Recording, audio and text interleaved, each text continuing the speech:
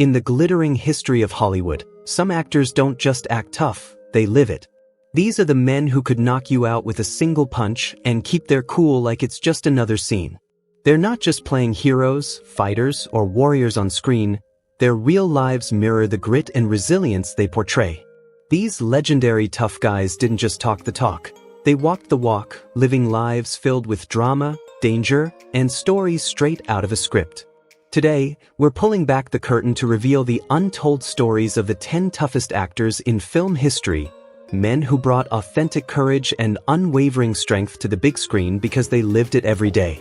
One entry in particular, the fourth on our list, is especially mind-blowing as studio execs went to great lengths to hide his real-life background, fearing audiences wouldn't believe it. But before we jump into this gripping journey through Hollywood's most rugged icons, I want to hear from you. Where are you watching from? Drop a comment below and let's connect with classic film fans from around the globe. I read every comment and truly enjoy hearing your stories. If you're watching from Vietnam, comment 1. If you're from somewhere else, comment 0. And don't forget, your support means the world to us. Subscribe to the channel and hit that like button to keep the amazing stories coming. Your engagement truly motivates us to bring more incredible content your way. Audie Murphy, the unassuming warrior of Hollywood. When we think of tough men on screen, iconic figures like John Wayne or Clint Eastwood often come to mind. Yet, the real toughest man to ever grace Hollywood wasn't a towering cowboy or a gritty gunslinger, but a modest, soft-spoken actor named Audie Murphy. Standing at just 5 feet 5 inches with a youthful face and an almost innocent demeanor, Murphy hardly fit the typical image of an action hero. Directors hesitated, unsure how this slight young man could embody raw strength and courage. Little did they know, behind that boyish charm was the most decorated American soldier of World War II. At just 19, Audie Murphy cemented his legacy on a French battlefield. Alone, wounded, and out of ammunition, he single-handedly held off an entire company of German soldiers for a harrowing hour before rallying a successful counterattack. For his unparalleled bravery, he received the Medal of Honor, the United States' highest military decoration. And that was just one chapter of his wartime story. By the time he turned 21, Murphy had earned 28 military decorations, including nearly every combat award for valor the U.S. military offers, along with 5 medals from France and Belgium. In battle, he destroyed enemy tanks, took out machine gun nests alone, and kept fighting despite being wounded 3 times. Murphy wasn't just a hero, he was a legend. Hollywood took notice after a Life magazine cover featured Murphy, but his fresh-faced look continued to raise doubts. When he first arrived in Tinseltown, even the security guards couldn't believe that this young, unassuming man was the war hero everyone had been buzzing about. Yet, despite his humble demeanor, Murphy was arguably the most dangerous man in Hollywood, credited with killing between 240 and 300 enemy soldiers, more than many military units combined. His autobiographical film, To Hell and Back, attempted to capture his battlefield heroics, but even then, some scenes had to be toned down. Producers feared audiences wouldn't believe the true extent of his bravery. Behind the camera, Murphy battled his own demons. The horrors of war haunted him, and he suffered from severe PTSD. He often slept with a loaded gun under his pillow, plagued by violent nightmares. His wife, Wanda Hendricks, once revealed that Murphy had 2 sides, a gentle, compassionate man in public, but a fierce, almost unrecognizable warrior when stirred from a nightmare. Even as a Hollywood star, Murphy remained reserved, never seeking to be the on-screen tough guy. In fact, he often chose light-hearted or romantic roles, hoping to escape the shadows of his violent past. Only once did his battlefield instincts resurface, in a confrontation with a businessman who threatened him. Staring into Murphy's steely gaze, the man later admitted he'd never felt fear quite like that, sensing he was face-to-face with someone who could kill without hesitation. Audie Murphy didn't just survive the battlefield, he carried it within him. Despite his desire to shed the war hero image, his true grit remained undeniable. In Hollywood's long history of tough guys, none could match the quiet, resilient spirit of the most decorated soldier to ever become a star. Charles Bronson, the man who defined toughness on screen and in life. Before he became Hollywood's most iconic tough guy, Charles Bronson lived a life that would have broken most men. Born Charles Bukinski, he was one of 15 children in a struggling coal mining family in Pennsylvania. At just 10 years old, Bronson was already descending hundreds of feet underground, working the coal mines to support his family. The unforgiving darkness and biting cold of the mines carved deep lines into his face, long before fame ever found him. When Bronson spoke of his past, he rarely went into detail. "I think I was drawn to these roles because of where I come from," he once admitted. "I grew up in a violent neighborhood, witnessing death firsthand. Our life was poverty, suffering, and death always lurking." Those words held the weight of a childhood shaped by hardship, where survival demanded grit and resilience. His signature squint and rugged features weren't crafted for the screen. They were the permanent imprints of a life forged in the mines and battlefields. Bronson's toughness wasn't just born from his early years. During World War II, he served as a gunner on B-29 bombers in the U.S. Army Air Forces, flying 25 missions over Japan. Wounded in combat, he was awarded the Purple Heart, a testament to his courage and sacrifice. After the war, he didn't rush to Hollywood. Instead, he tried over 50 different jobs: onion picker, cook, even professional boxer, all while scraping by with small acting roles. Directors often typecast him as thugs or Native Americans, drawn to his fierce, weathered appearance, but Bronson didn't care. He knew his true worth. When it came to action scenes, no one did it quite like Bronson. His punches on screen didn't look staged because they weren't. "When Bronson throws a punch, it's real," said film historian Eddie Moeller. "It's the strike of a man who's faced real combat." Even his fellow actors couldn't help but respect his strength. Jan Michael Vincent, his co-star in The Mechanic, recalled, "He grabbed my shirt in one scene, and I felt the power in his hand. This wasn't an act. It was raw, real strength forged through years of hard labor." Bronson's quiet, unshakable confidence was legendary. While filming Death Wish, he faced death threats from the mafia. The studio offered him a bodyguard, but Bronson simply shrugged it off. "I've lived too long and been through too much to worry about people like that," he said. Unlike other stars who might have reacted with fear, Bronson remained calm, because danger wasn't new to him. Director Michael Winner, who worked with Bronson on several projects, summed it up best: "Charles doesn't play the tough guy. He is the tough guy." Most actors are gentle souls pretending to be tough. With Bronson, it's real. You can't fake that kind of strength, forged from a life of struggle and survival. Bronson didn't just act tough, he embodied it, both on and off the screen. In every role and every punch thrown, he carried the undeniable weight of a life defined by grit, courage, and unwavering determination. Lee Marvin, the real-life tough guy who dominated Hollywood. Lee Marvin wasn't just a man who played tough, dangerous characters, he truly embodied them. Long before his iconic presence on screen, Marvin served as a Marine during World War II, facing brutal combat across the Pacific Theater. As a private first class in the 4th Marine Division, he fought courageously in the Battle of Saipan in 1944, where machine gun fire tore through his hip, severing a nerve and leaving him with a permanent limp. Despite the injury that kept him hospitalized for a year, Marvin never let it slow him down. Instead, he concealed it throughout his acting career, carrying his battle scars like a badge of honor. For his valor and sacrifice, Marvin was awarded the Purple Heart. Unlike many veterans who either romanticized or remained silent about their wartime experiences, Marvin spoke with unflinching honesty. When asked about his combat days, he once remarked, "I was a Marine sniper in the Pacific. I got shot in the ass and sent home." No bravado, no embellishment, just the raw truth of war from a man who had lived it. It was this blunt authenticity that made Marvin one of the most credible portrayals of violence on screen.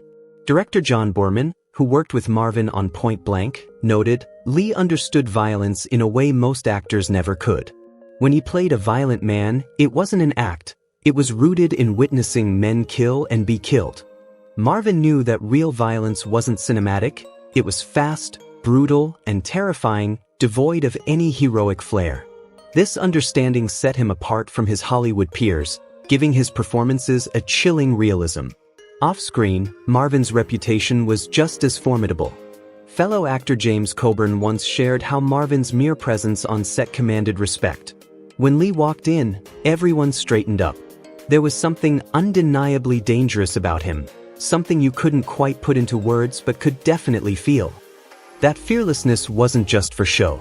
While filming in Oregon, Marvin allegedly got into a bar brawl with a crew of lumberjacks, holding his own against a group of younger, stronger men until the police intervened.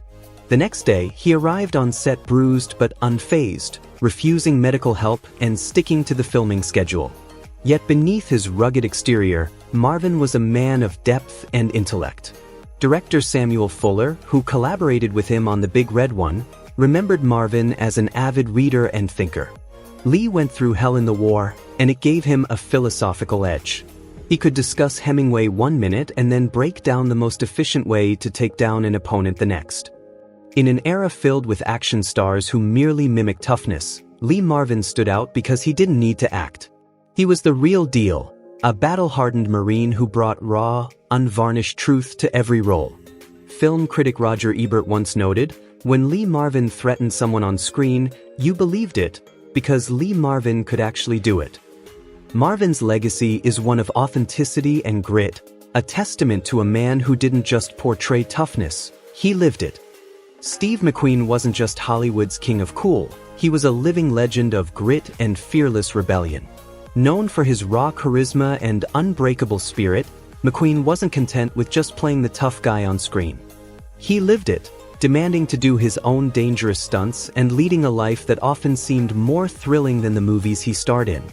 His journey to becoming an icon of rugged individuality began with hardship. Born into a turbulent world of abandonment and abuse, he ran away at 14, seeking freedom and purpose.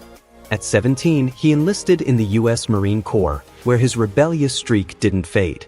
Demoted 7 times for insubordination and once confined for 41 days after turning a 2-week leave into an unauthorized absence, McQueen still managed to prove his courage. During an Arctic training exercise, he heroically saved 5 Marines when their tank broke through ice and plunged into the frigid sea, an act that earned him respect despite his unruly past. After an honorable discharge, McQueen drifted from one rugged job to another, lumberjack, oil driller, street vendor, before fate led him to acting. Yet even as fame embraced him, he never shed his daring spirit.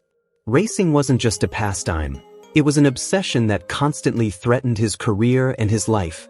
Competing professionally in both motorcycle and car racing, he often raced under aliases to dodge film studio interference.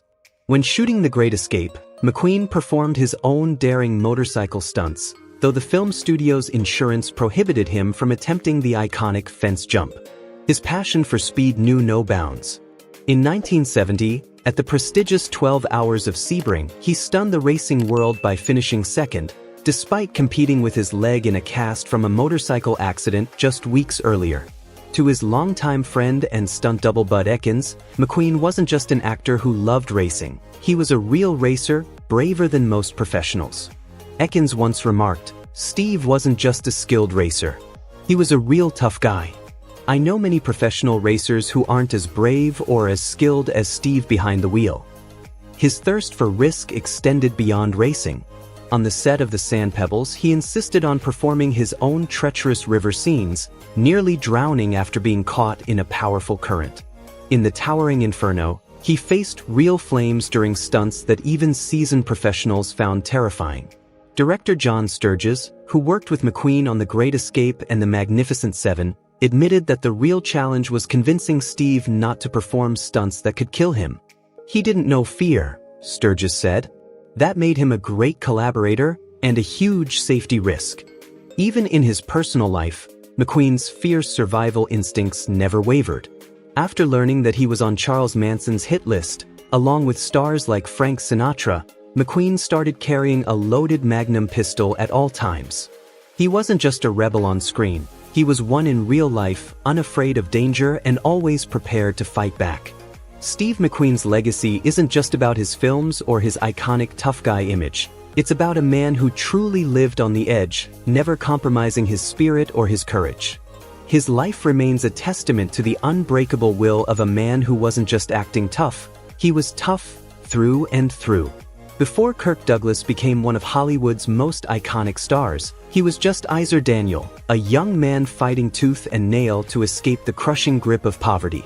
Born to Jewish immigrant parents, his childhood was marked by hardship and hunger, with days when his family didn't have enough to eat.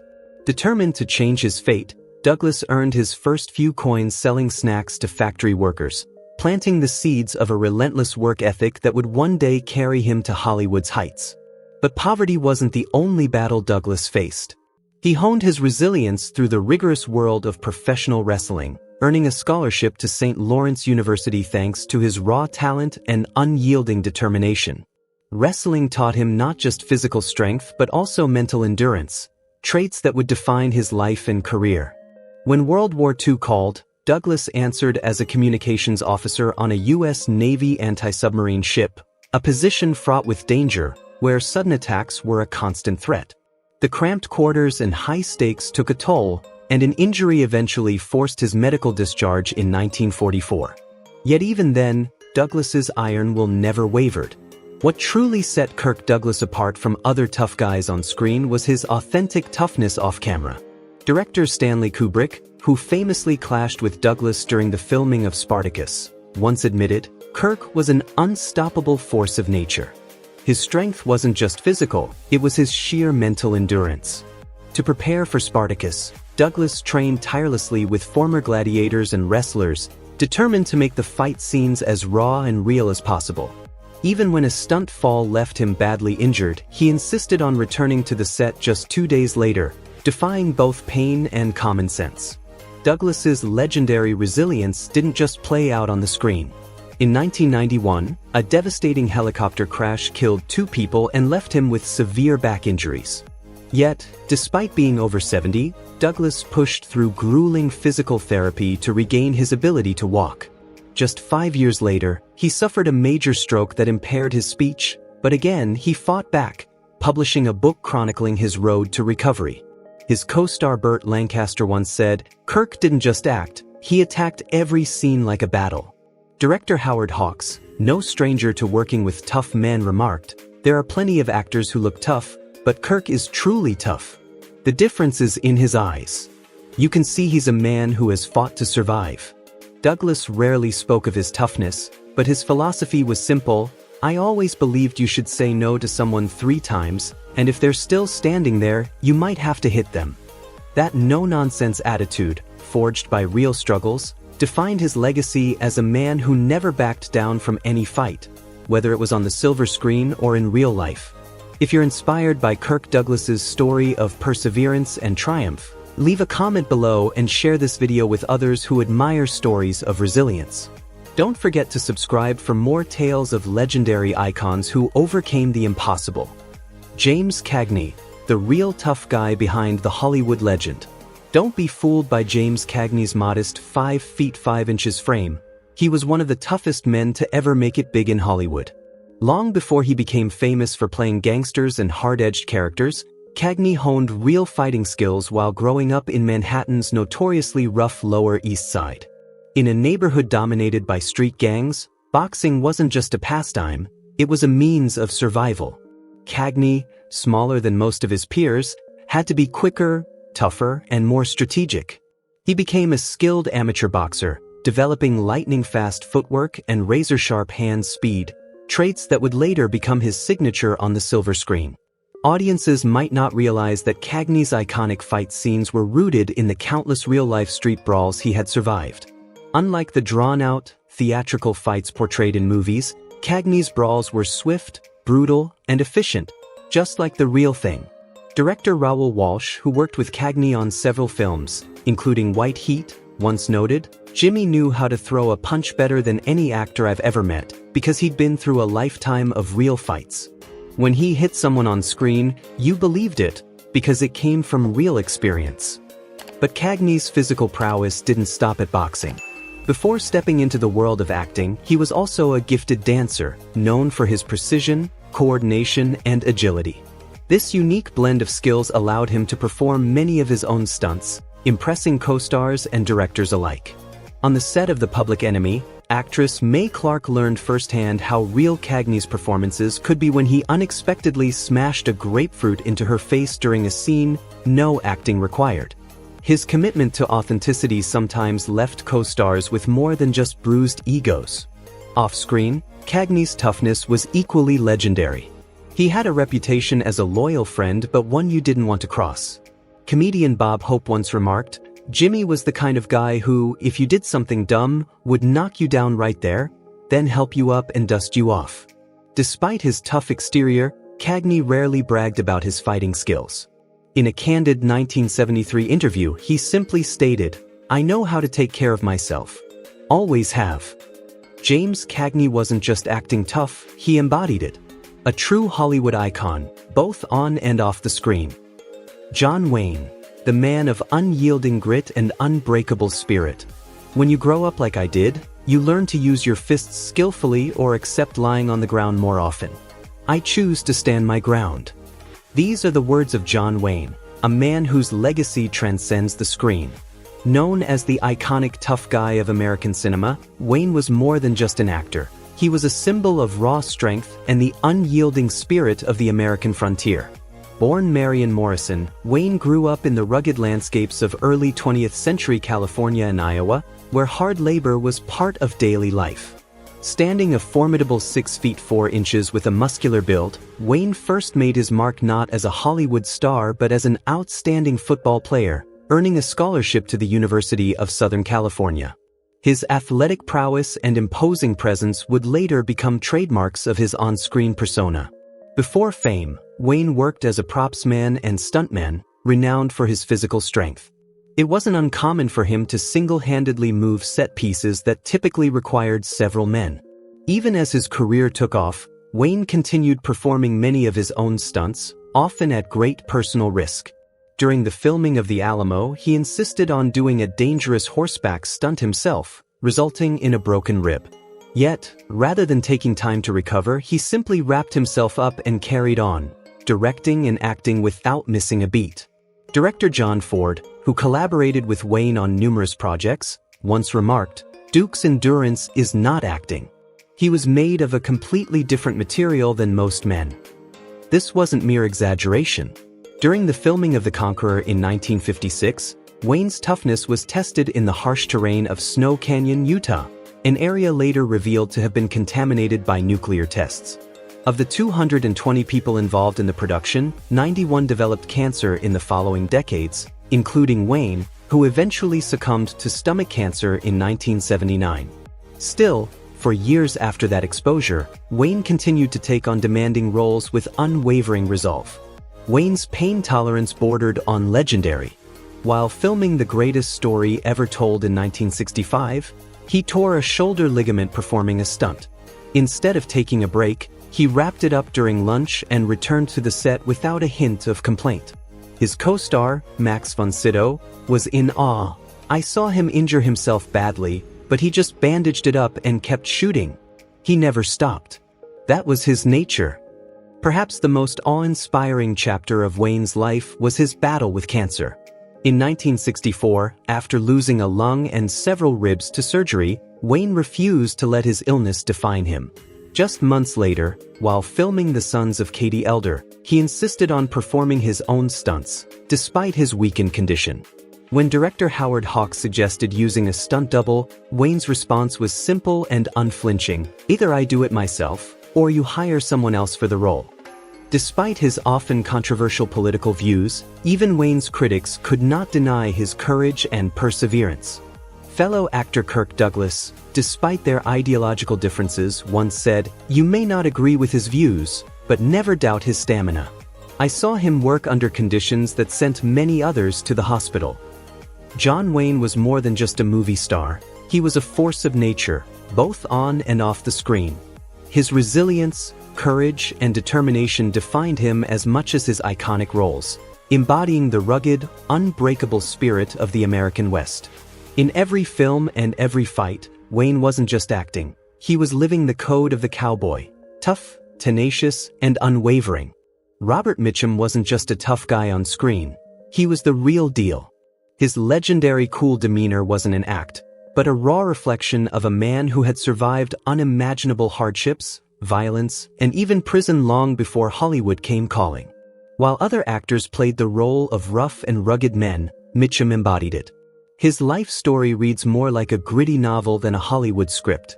Orphaned at a young age, Mitchum wandered the country during the Great Depression, taking any job he could find: ditch digger, coal miner, even a professional boxer. These years on the road molded his strong physique and gave him that world-weary attitude that became his trademark on screen. As a boxer fighting under the name Jimmy Mitchum, he didn't just play a fighter, he was one. Real broken noses, real bruises, and a real sense of survival all made his characters feel genuine. His time in a Georgia chain gang after being arrested for vagrancy as a teenager added another layer of grit to his persona. Unlike Hollywood's made-up tough guys, Mitchum didn't need to boast. Director Edward Dmytryk, who worked with him on Crossfire, once said, "Bob never had to prove his toughness. He was simply tough and everyone could feel it." That quiet danger wasn't just an illusion, it was palpable. Even his co-stars saw the strength behind the laid-back demeanor. During the filming of The Night of the Hunter, director Charles Lawton was astounded when Mitchum effortlessly carried actress Shelley Winters through multiple takes, never breaking a sweat. It wasn't just on set where his toughness showed. In 1948, Mitchum made headlines when he was arrested for marijuana possession.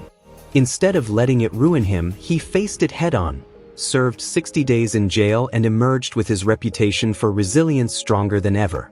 What made Mitchum truly unique wasn't just his past or his physicality but his no-nonsense attitude toward acting.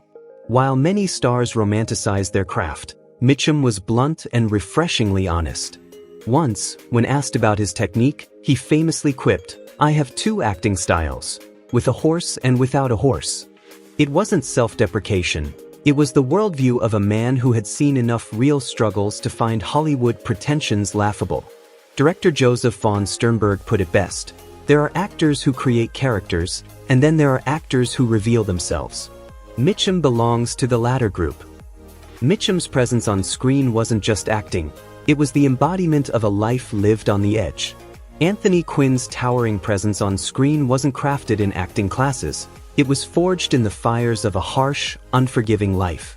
Born in Chihuahua, Mexico during the chaos of the Mexican Revolution, his earliest memories were of gunfire, soldiers, and fleeing from violence. When his family emigrated to the United States, they settled in the roughest parts of Los Angeles. By the time he was just a child, Quinn was already working hard to survive. He didn't build his strength in a gym. Instead, he honed it through grueling manual labor, helping a butcher, working construction jobs, and even boxing professionally to support his family. Quinn's brief but real boxing career saw him fighting under the name Jimmy Quinn, not as a publicity stunt but as a means to survive. His rugged, battle-worn appearance, including a broken nose, wasn't makeup but a product of life's punches. This authenticity carried over to his film roles, where his physical prowess became legendary. While filming Zorba the Greek, he stunned everyone by carrying logs that normally took two men. No camera tricks, no stunt doubles. Even hardened Greek laborers, cast as extras, couldn't help but respect his raw power. Director Elia Kazan, who worked with him on Viva Zapata, once remarked, "Tony doesn't act tough, he is tough." Quinn's strength was rooted in real life, not a personal trainer's routine. Whether portraying warriors or laborers, he drew from his own life experiences. Even well into his 50s and 60s, Quinn refused to back down from physically demanding stunts, worrying directors and insurance companies alike. At 46, while filming The Guns of Navarone, he insisted on performing a dangerous rock climbing scene himself, despite being offered a stunt double. But Quinn was more than just muscle. Unlike many actors who guarded their tough guy image, he wasn't afraid to show emotion or vulnerability on screen. His confidence came from a place of authenticity, a man who didn't need to prove his masculinity. As Sophia Loren, his frequent co-star, said, "Anthony had the body of a warrior and the soul of a poet." He could lift you with one arm, then immediately discuss art with a sensitivity that would surprise those who only knew him for his rugged roles. In his autobiography, Quinn reflected on why he could so convincingly portray strong, hard-working characters. I've played a boxer, a strong man, a laborer, because I understand their world. It was that understanding, that blending of strength and soul, that made Anthony Quinn a true legend, both on screen and off. Charlton Heston, the man who lived his roles. Before Charlton Heston became synonymous with epic film roles and bold political activism, he was a real-life tough guy, a man whose grit and resilience went far beyond the silver screen. Long before Hollywood knew him as a larger-than-life figure, Heston served as a bombardier in the United States Army Air Force during World War II. Despite his humility about his military service, he once admitted, "When you're in a B-25 flying at 15,000 feet with everyone shooting at you, it makes you focus like nothing else." His experiences in the line of fire forged a toughness that would become legendary both on and off the set. In Hollywood, Heston's dedication to authenticity pushed him to endure punishing physical demands. During the filming of the Ten Commandments, he battled the unforgiving Sinai Desert, where the scorching heat sent many crew members to the hospital. But Heston remained steadfast, never wavering despite the grueling conditions. One of his most iconic performances came with Ben-Hur, where he spent months mastering chariot driving. Rather than relying on a stunt double, Heston took on most of the dangerous scenes himself, including a heart-stopping moment when he was nearly thrown from the chariot during a risky leap. Director William Wyler, known for his exacting standards, admired Heston's unyielding commitment, stating, "Most stars of his caliber would have demanded a double, but Chuck had the guts to do it himself." And then there was the agony and the ecstasy, where Heston embodied Michelangelo with the same unbreakable spirit. To capture the artist's struggle, he spent hours each day with his arms lifted, replicating the painter's grueling work on the Sistine Chapel ceiling. The relentless strain caused muscle cramps and infections, yet Heston refused comfort, convinced that the pain made his portrayal more genuine. His co-stars often marveled at his endurance. Sophia Loren, who shared the screen with him in El Cid, remembered his iron will. Charlton could wear a 70-pound suit of armor all day under the Spanish sun. The rest of us could barely last an hour. He never complained, it was as if pain didn't touch him. Heston's courage wasn't confined to the physical. He was also a man of principle, never shying away from standing up for what he believed in. Whether marching alongside Dr. Martin Luther King Jr. in the 1960s or staunchly defending gun ownership rights later in life, he embraced the consequences of his convictions. Franklin J. Schaffner, who directed him in Planet of the Apes, once said, "Many actors play heroes, but Charlton Heston was one. He didn't just act with nobility, he lived it." Charlton Heston's life and career were defined by a relentless drive to face challenges head-on. Whether battling the elements, risking his safety, or championing causes close to his heart, he remained fearless. His legacy serves as a testament to the rare breed of actor who didn't just portray toughness on screen, he embodied it. As we wrap up our journey through Hollywood's toughest stars, we'd love to hear your thoughts. Which of these legends impressed you the most? Drop your thoughts in the comments, and if you know someone who loves classic film icons, hit that like and subscribe button to keep the conversation going. Thanks for watching.